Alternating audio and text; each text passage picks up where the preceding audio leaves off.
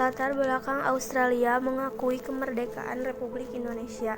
Hubungan itu terjadi karena perserikatan buruh dari kedua negara, dan hubungan tersebut sangat erat. Oleh sebab itu, negara Australia menjadi wali tatkala perundingan pasca agresi militer Belanda atas Indonesia. Pengakuan kemerdekaan Indonesia dari Australia. Usaha Indonesia untuk mendapatkan pengakuan di dunia internasional juga dilakukan terhadap tetangga dekatnya, yaitu Australia. Usaha-usaha pemerintah Belanda untuk meneguhkan kembali kendali kolonialnya di Indonesia antara tahun 45 hingga tahun 49 benar-benar dihalangi oleh Serikat Buruh dan pemerintah Australia yang saat itu dikuasai Partai Buruh. Setidaknya terdapat dua peristiwa penting yang menunjukkan dukungan pemerintah untuk pemerintah Indonesia dalam mencegah kembalinya penjajahan Belanda, yaitu sebagai berikut. Adanya pemboikotan terhadap kapal-kapal Belanda yang memuat senjata untuk dibawa ke Indonesia.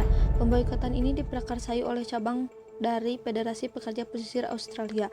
Partisipasi aktif Australia untuk menyelesaikan sengketa Indonesia Belanda dan bersungguh-sungguh mendukung Indonesia menentang Belanda.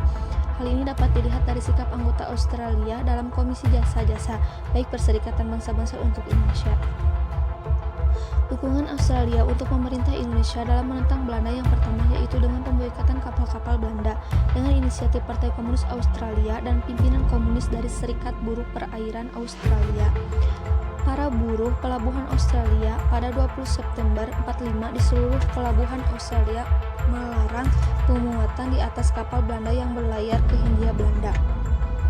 Pemboikotan diprakarsai oleh pelaut-pelaut Indonesia yang meninggalkan 6 kapal Belanda di pelabuhan Brisbane pada 24 September 45. Aksi ini segera diikuti dengan sebuah keputusan WWF cabang Brisbane untuk memboikot ke-6 kapal tersebut. Federasi Pekerja Pesisir Australia mencegah keberangkatan kapal Belanda yang penuh dengan pasukan, persenjataan, dan perlengkapan lainnya dari pelabuhan Australia.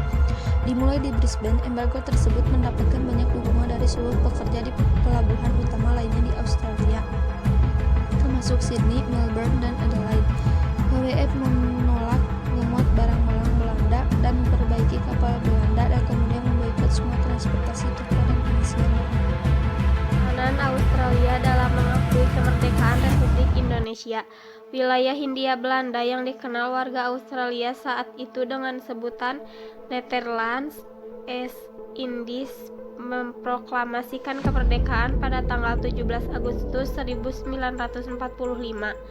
Australia barulah mengenal sebutan negara Indonesia dan segera menyusun langkah-langkah baru untuk mengakui kedaulatan negara tetangga terdekatnya. Proklamasi kemerdekaan Republik Indonesia oleh Soekarno-Hatta langsung menarik perhatian dunia. Peristiwa tersebut menjadi bentuk pernyataan perlawanan untuk merdeka yang pertama kali dari negara jajahan.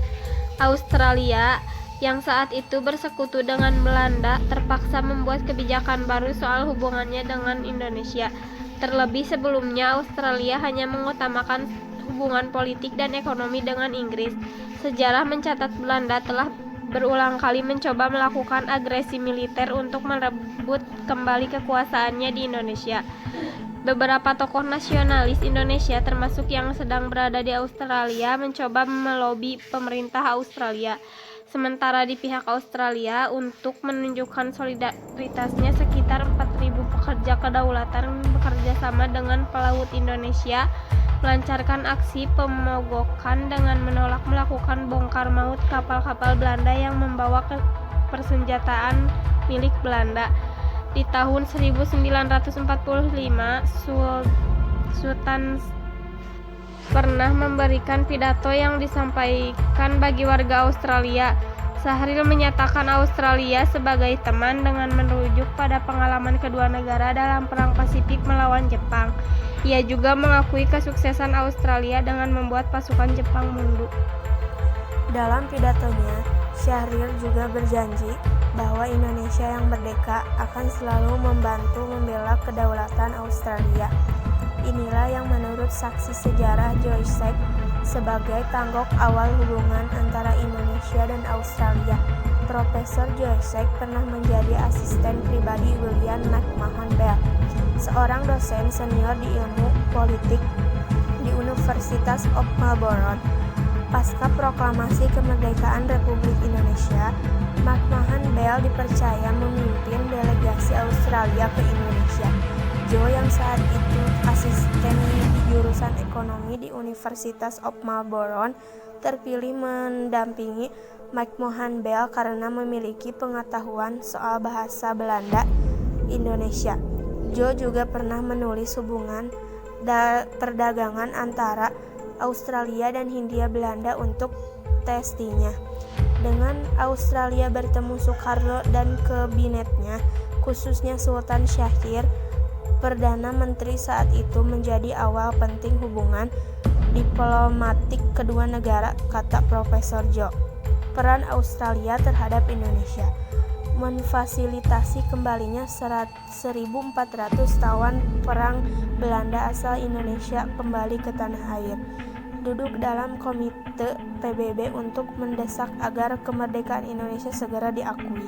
Menjadi wakil Indonesia dalam Komisi 3 Negara sebagai mediator terlaksananya perjanjian Raffles. Partai Buruh Australia melakukan sebagai cara untuk mendukung kemerdekaan Indonesia. Alasan Australia adalah pendukung kuat Indonesia. Alasan Australia membantu Indonesia karena hubungan negara Indonesia kala itu menjadi dekat dan juga pihak Indonesia bersedia dan berjanji membantu Australia meraih kemerdekaannya di masa mendatang. Australia adalah negara yang menjadi sekutu bagi Belanda kala itu, tetapi kemudian berubah haluan menjadi pembela Indonesia di dunia internasional. Peran Australia menjadi salah satu negara yang membantu perjuangan bangsa Indonesia untuk diakui sebagai negara yang merdeka dan berdaulat. Upaya Australia ini pun mendapat sambutan baik dari pihak Indonesia dan berjanji akan membantu kemerdekaan Australia di masa yang akan datang. Hal inilah yang membuat Australia semakin baik hubungannya dengan Indonesia kala itu. Bahkan Australia yang terkenal membantu Belanda sebelumnya berani memboikot kapal-kapal perang Belanda yang mau menyerbu Indonesia, yang membuat kekuatan Belanda tidak maksimal menyerang Indonesia karena kekurangan pasukan kekuatan yang digunakan menyerang Indonesia. Australia hingga kini masih juga menjadi negara yang bersahabat bagi Indonesia, meskipun ada beberapa insiden ketegangan yang terjadi seperti upaya Australia membantu kemerdekaan Malaysia yang membuat Indonesia marah, tapi mulai membaik sekarang meski tidak semesra dulu.